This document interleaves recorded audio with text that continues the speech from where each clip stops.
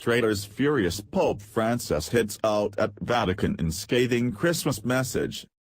Pope Francis has launched a stinging attack on the Vatican's top administration and described trying to push through reforms as hard as cleaning Egypt's Sphinx with a toothbrush. Francis used his annual Christmas greetings to the Roman Catholic Church's central bureaucracy, or Curia, to urge top officials to be more willing to welcome change. To a muted apostolic palace, Francis said, "Reforming Rome is like cleaning the Sphinx of Egypt with a toothbrush. You need patience, dedication and delicacy." The Pope, in his Christmas message to staff, acknowledged there were good, competent and loyal people working in the Vatican but said others were either incapable or unwilling to consider reforms.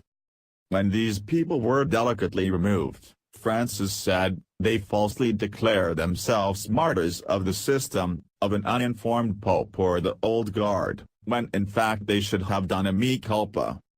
Francis said some in the bureaucracy, the nerve center of the 1.2 billion member church and whose members are entrusted with carrying out the Pope's decisions, were part of cliques and plots.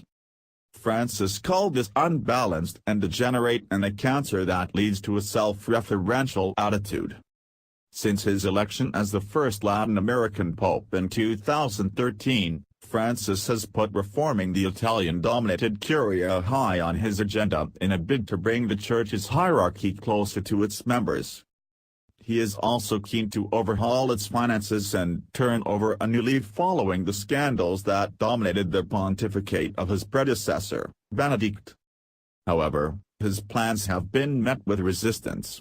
On Thursday, Francis spoke of traitors of trust who had been tasked with reform but let themselves be corrupted by ambition and vanity. Earlier this month, Pope Francis called for the Lord's Prayer to be changed, arguing the translation used by many parts of the world goes against the teachings of the Bible. The Lord's Prayer is spoken by the majority of the world's 2.2 billion Christians, and is cited by the Bible as the way Jesus taught his disciples to pray. However, Pope Francis has argued the Italian, and indeed the English translation, go against the teachings of the Church. In the much-recited prayer, followers of the faith call on God to lead us not into temptation, but deliver us from evil. Speaking to Italian broadcasters, the Pope argued this was incorrect. He said, "It is not a good translation because it speaks of a God who induces temptation." He added Christians in France had adapted their prayer to get around the issue. Pope Francis said, "The French have modified the prayer to do not let me fall into temptation, because it is me who falls, not the Lord who tempts me to then see how I fall."